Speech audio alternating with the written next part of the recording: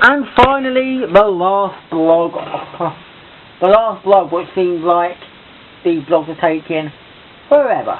Well, this blog is going to be about something that I haven't talked about. Or have I? I don't know. But we've had some previous blogs before about different things. This is going to be something totally different. What is it? Snooker!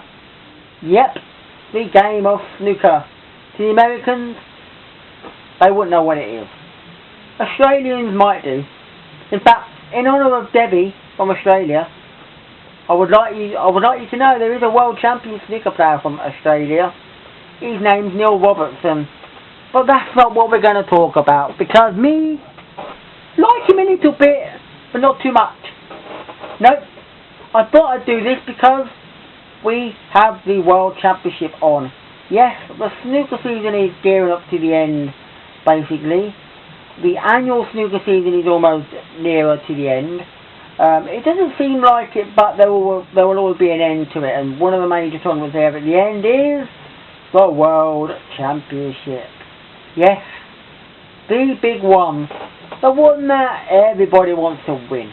Current champion Ronnie O'Sullivan at this precise moment, as far as I know of. I'm not sure whether he's still in it. Because as I'm recording this, which is a Saturday night, I think he's due to play his third session against Joe Perry, a local boy from Chatteris, not too far from Peterborough. So yeah, Joe Perry is basically playing him and was winning. Last time I heard, 11-9, or did it go to 11-10? But Joe Perry was going to cause maybe an upset. We've already had one in the first round. John Higgins, one of the top players in the game, losing to fellow Scotsman Alan McManus, for anybody who's not aware of that. Basically, and there's been a new idea come up about, and I might even talk about darts, not in this one though, but I might talk about darts in another blog to see whether that would be something, to think about what they're doing in snooker. And that is basically, they're thinking about giving wild cards to ex-champions of snooker players. So, i.e. something like Steve Davis and Dennis Taylor and Stephen Hendry and so on. Certainly, many of the older players, John Parrott as well, many of the older players might get a wild card. I don't know whether it means, I haven't really read up on it, but I don't know whether it means to be playing in all the tournaments, but certainly in the World Championship. Giving them a wild card, basically, so they don't have to worry about playing many matches and then get a wild card into the championship. And I wondered what you all thought about it out there, because I don't really think the idea is going to be a good one. Because personally, I think if they're going to play, they should play basically as, it should really be fair.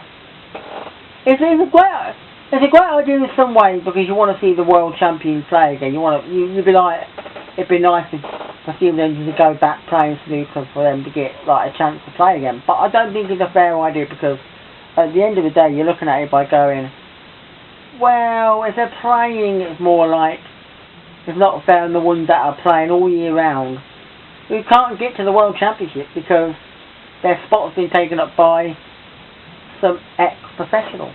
A player that played who gave up the sport, say, 10, 15 years ago. Dennis Taylor gave up in the 90s, as far as I know of. And yet, it only means that somebody like him can come along and take somebody else's place, which isn't fair. I think what they should do, in my view, is if they want to come back playing snooker, they've just got to play like everybody else. There has to be ways of that. There has to be ways of getting into it. Barry Hearn certainly has done a lot in snooker and darts, and made all these different rules and things. But sometimes I just don't think it works. It's a bit like in the PDC darts, because you have rules like the Q, where you get like Q Club or something, where basically it's tour cards. Players actually play every year to get a tour card to play the PDC circuit, and I'm like, what is the whole point of that? Why don't they just say, look, all dart players who want to join the PDC, join the PDC. They don't go any other route. They should be able to join the PDC, sign an agreement and say, look, you are eligible to play in these tournaments. That should be easily done. And when they have tournaments like the World Match Play and things like that, they should just say, look, we're going to have a qualifying thing. Because that's what I want to see. It would be nice to imagine that you've got the top 32 players in the world playing in, say, the World Match Play or something like that. But surely they should be able to say some of these tournaments should have qualifiers. That's what they should do. Because they used to.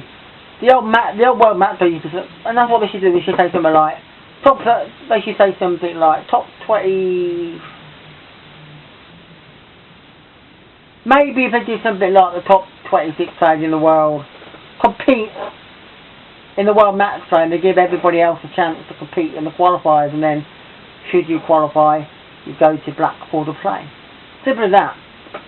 It should be the same as Snooker. They shouldn't really just give wild cards just to any old player that has been playing in the past and say, you know, because even though it could be nice for a lot of people that want to see Dennis Taylor play again or Stephen Hendry, but it's not fair on some of the other players, because they were saying about Dominic Dale, who get to the World Championship this year, who only had to play one game to get to the World Championship, one qualifying game, and yet next season, when they have the new rules, he could be playing 3 games to get to the World Championship, 3 and not 1.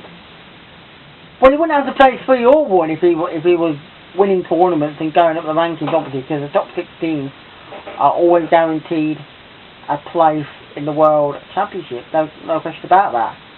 And I think they do that sometimes with probably like the World Champions. They'll probably say, here you go, the World Champion, you can play in there. But I don't think it's a right rule. There's a few things that I don't like in Snooker, and it's ruining the game as far as I'm concerned. But I suppose in a way they've just got to do it because they want to make Snooker better. They want to make darts better when they have all these different rules. That's why. I would say the same about the darts. When it came to the Premier League of Darts, they were stupid because they didn't give the top 8 players the chance to compete. It was like the top 6 or 7 in the world had the chance to compete into it, and what they did, or was it the top 8 or there were 10 players.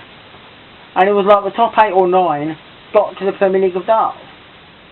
And yet, poor old James Wade, who's in the top 10, don't compete. Why not? Because they want to give it to a wildcard. Because someone like Gary Anderson's ranked lower and he's a good player, they give it to him. I don't like the idea. I don't care whether someone like Dave Chisholm or Peter Wright or whoever play well enough to be earning a place in the Premier League. They should earn it by getting into the top 10. Which they are. Peter Wright and Dave Chisholm are up there, obviously, but I think that's how it should be done. I don't think it should be based on giving it to anybody. I think next year it should be simply the top 10. Top 10 players in the world go to the Premier League of Darts because that's where you got the best players. It doesn't matter whether Gary Anderson's a good player and he might only be ranked number 15. Tough! If you're not in that top 10, you don't compete. James Wade, I want to see you back. There you go. Well, it looks like I've turned this into a Snooker and Darts blog. But we'll leave it there for now anyway. Bye!